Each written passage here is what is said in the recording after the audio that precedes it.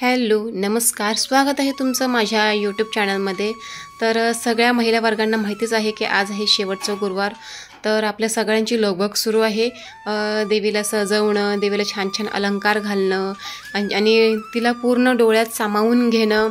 तर माझंही ते सगळं चालू होतं। मीही जसं मी तुम्ही पाहिलंच असेल की मी तिन्ही गुरुवार देवीला मी साडी नेसवली होती स्वतः, रेडीमेड न आणता। आणि आजही मी देवीला साडीच नेसवते आणि प्रयत्न करते, कारण कसं माझा पूर्ण हात बसलेला नाही आहे, त्यामुळे थोडंसं मला उशीरही होतोय। मला खूप वेळ लागला ह्या गोष्टीला। आणि ही साडी पण ना खूप म्हणजे फिसकी टाईप होती, सरकायची म्हणून प्रत्येक वेळेला प्लेट्स करून मला ना त्याला टाचण्या लावावं लागत होत्या, का तर प्लेट्स पसरू नये, कारण प्रत्येक वेळेला ना प्लेट्स घसरत होते। खूप खूप खूप अडचण आली, खूप त्रास झाला। आणि तसं खाली ठेवून पण करायला गेली पण ती साडी एकदम फिसकते। आणि तुम्हाला तर माहिती आहे आपण जेव्हा साडी नेसतो तेव्हा साडीच्या पदराचा किती मोठा प्रॉब्लेम असतो ह्या असल्या साड्या, कारण कडक असतो खूप पदर। आणि मलाही तो त्रास झाला, कारण प्लेट्स खूप कडक बसत होत्या, व्यवस्थित बसत नव्हत्या। मग त्यासुद्धा खाली जमिनीवर अशा ठेवून व्यवस्थित बसवावं लागतात। हां, काही लेडीज बघा स्वतः साडी नेसताना सुद्धा असे पहिले ना साडीचे पदर आहे ना व्यवस्थित करून घेतात आणि पिन लावून घेतात, नंतर साडी नेसतात। बहुतांशी काही महिला नाही करत, डायरेक्ट साडीही नेसतात। पण देवीलाही साडी नेसवताना हाच प्रकार केला जातो की अगोदर साडीचे प्लेट्स व्यवस्थित बसवून घेतले ना, नंतर पटकन साडी नेसवायला बरं पडतं। आणि काही महिला वर्गांना खूप खूप छान जमतं, खरंच त्यांचं खूप कौतुक आहे, कारण ते डायरेक्ट साडी नेसवणं त्यांना इझिली जमतं। का कुणास ठाऊक त्यांच्यामध्ये ते कला असते, म्हणजे त्यांना सवय आहे काय। मला सवय नसल्यामुळे मला खूप उशीर लागला, पण माझी खूप इच्छा होती की मी देवीला खरंच साडी नेसवावी। आणि मी खरं तर अक्षरशः ह्या गुरुवारची वाटच बघत होते। आणि मार्गशीर्ष महिना आला की मलाही खूप आनंद वाटतं आणि खूप भरभरून वाटतं, असं कंटाळा वगैरे बिलकुल येत नाही। उलट नेसवलं म्हटलं ना देवीला साडी की असं वाटतं की आजचा माझा दिवस खरंच खूप मस्त गेला, मी खूप काहीतरी केलंय, ह्या दृष्टीनेच मला भरून पावतं। तर हे बघा, अशी साडीचे प्लेट्स बसवून घेतली, वरती टाचण्या वगैरे लावलेल्या आहेत आणि खालीही नंतर टाचण्या लावून घेतल्या आणि नंतर पाठ वगैरे मांडला। बहुतांशी महिला छानपैकी अजून मस्त मस्त एक्स्ट्रा करत असतात, तर मला काही गोष्टी थोड्याशा मागे पडले मी, पण नेक्स्ट टाईम मी अजून काहीतरी चांगला करण्याचा प्रयत्न करेन। आणि तुम्ही बघितलेलंच आहे, साडी नेसवायची म्हटल्यावर भूक तहान वगैरे सगळी निघून जाते आणि फक्त देवीला मला सजवायचं आहे आणि स्वतःला डोळ्यात पूर्ण भरून घ्यायचं, हेच असतं प्रत्येक महिलेचं। आणि कुणी कसंही का सजवेना, कुणी फक्त तांब्या कलश जरी ठेवला, म्हणजे कलश नारळ जरी ठेवला, या कोणी नॉर्मली जे वस्त्र रेडीमेड मिळतात ते सुद्धा देवीला परिधान केले तरीही छान दिसतं, या असंही छान दिसतं। माझी इच्छा होती की मी अशा पद्धतीने नेसवावं, म्हणून मी ते देवीला साडी नेसवली। पुढच्या वेळेला जमेल या नाही जमेल, मी प्रयत्न करेन नक्की जमवण्याचा। आणि नाही जमलं तर मग आपण म्हणताच ना की नॉर्मली कलश आणि नारळ आणि एक रेडीमेड वस्त्र, आणि रेडीमेड वस्त्र हे खूप छान छान मिळत आहेत, लेस लावलेलं गोल्डन लेसमध्ये वगैरे। मी एक व्हिडिओ पाहिला होता यूट्यूबवर, तोही मला फार छान वाटला। हेच कलरची साडी होती, वांगी कलरची, आणि मस्तपैकी त्या रेडीमेड साडीला छान अशी लेस लावलेली होती। सो मलाही ते खूप छान वाटलं, पण बघू नेक्स्ट टाइम तेही करण्याचा काहीतरी प्रयत्न करेन। पण तुम्हाला मी ही नेसवलेली साडी कशी वाटते देवीला हे नक्की मला कमेंट करून सांगा, तेव्हा मलाही समजेल की खरंच तुम्हालाही ते आवडलं, म्हणजे मी काही केलेल्या हे सगळ्या गोष्टी चुकीच्या नाही आहेत। हा काही मी थोडं मिस केले, मला पूर्ण व्हिडिओ शूट करायला नाही जमला, कारण तुम्हाला माहितीच आहे की व्हिडिओ शूट करायचं म्हटलं तरी मोबाईल डाटा हा किती इश्यू करतो, आणि डाटा प्रॉब्लेम तर असतोच, म्हणजे लगेच तो मेमरी फुल होतो, तर थोडासा इश्यू झाला। पण कसं वाटतं तुम्हीही मला नक्की सांगा। आणि लगबग सुरू होती, कालही मार्केटला मी गेलेली, तेव्हा मार्केटमध्ये प्रचंड गर्दी, खूप खूप छान गोष्टी। पण आपण आपल्या पद्धतीने म्हणतात ना, अंतरून बघून पाय पसरावे, खूप मी थोडं साचवण्याचा प्रयत्न करते।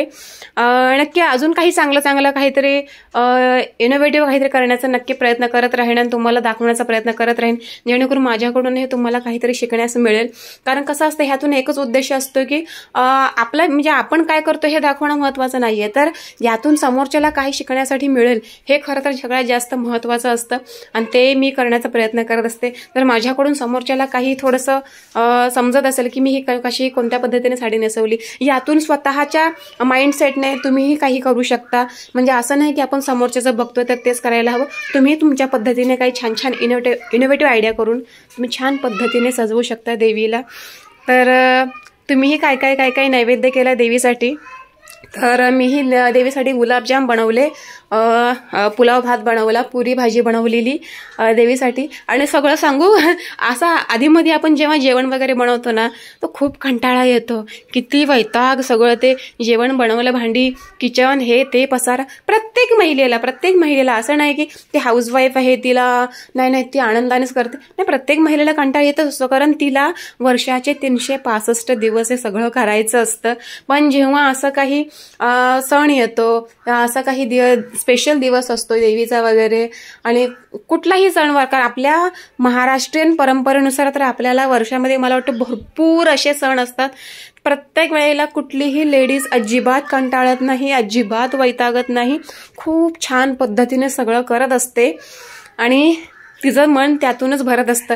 तर तुम्ही पहा, माझ्या देवीला मस्तपैकी असे अलंकार मी घातलेले आहेत आणि मस्तपैकी मुकुट वगैरे. आणि हा मुकुट मला अत्यंत खूप भारी वाटतं. पुढच्या वेळेलाही मी काही छान छान मुकुट्स वगैरे घेऊन येईन.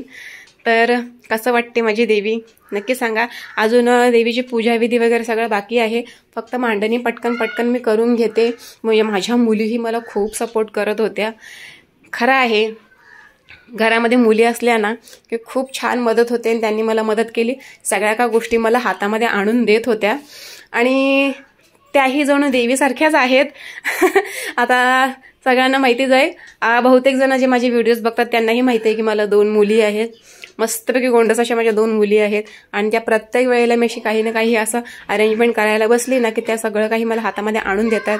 आणि आज उद्यापन आहे म्हटल्यावर प्रत्येक महिलेची प्रत्येकाच्या घरोघरी खूप छान पद्धतीने लगबग चालू असते. खरंच मला ही लगबग ना कधी दिसून येते जेव्हा संक्रांत असते ना, तेव्हा ही लगबग दिसून येते. आणि मार्गशीर्ष शेवटचा गुरुवार असतो त्या दिवशी ही लगबग दिसून येते आणि खूप छान फिलिंग होतं. दिवसभर त्या महिलेचा उपवास असतो. काही महिला साबुदाणा खातात, काही महिला नाही खात, कारण त्यांना जसं जमत नाही, साबुदाणा पचत नसल्यामुळे ते नाही खात. त्या काही महिला ओनली फलाहारवर असतात, तर काही महिला वेगळं काहीतरी खात असतात, म्हणजे वरी वगैरे. पण मी तुम्हाला सांगू, आज मी काहीच खाल्लेलं नव्हतं सकाळपासून, फक्त फलाहारवर होते, संत्री केळी याच्यावरच होते 2-2. तरीही अजिबात संध्याकाळी थकवा वाटला नाही, कारण प्रत्येकाच्या घरोघरी आपण हळदी कुंकू घ्यायला जातो, देवीची मांडणी पूजा करत असतो आणि सांगते ना अजिबात काही फिलिंग होत नाही. म्हणजे ती पॉवरच आहे, ते एक विल पॉवर प्रत्येक महिलेच्या अंगामध्ये येत असते आणि ती स्वखुशीने आनंदाने जसं काही उत्सव आहे त्या प्रकारे साजरा करत असते. आणि खरं आहे, ही कला ना फक्त महिलेमध्येच आहे, हे कुणीही पुरुष कुणीही हे हँडल नाही करू शकत. फक्त महिला वर्गच हे सगळं काही करू शकते. सगळ्यांसाठी जेवण बनवणं, घरातलं सगळं करणं, कामं, देवीसाठी सगळं करणं, पर संध्याकाळी हे स्वतःचं ते कर्तव्य तर मानतेच, पण ते स्वखुशीनं करते ना, त्या सगळ्या गोष्टींसाठी आहे ना हॅट्स ऑफ आहे सगळ्या महिलांसाठी.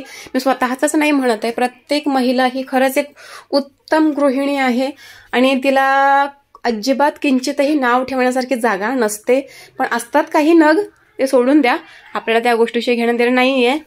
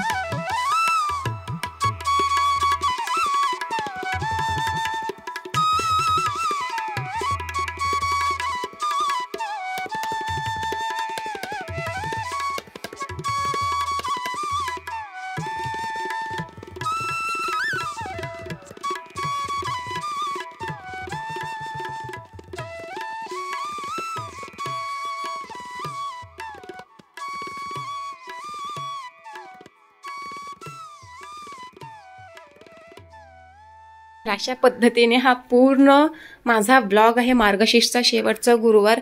तर कसा वाटला हा नक्की सांगा आवर्जून. आणि माझे मिस्टर आहेत, त्यांना आता नाईट शिफ्टला जायचं आहे 9 वाजता.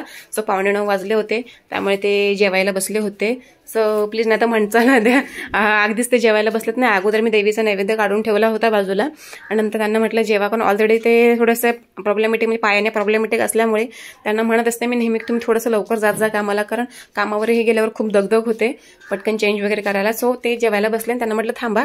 सो आमच्या ज्या आजूबाजूच्या लेडीज आहेत त्यांनाही या सगळ्या गोष्टी माहिती आहेत, त्याही हँडल करतात. तर कसा वाटला व्हिडिओ नक्की सांगा. थँक्यू. तर पुन्हा भेटू नवीन ब्लॉगसह. Bye bye.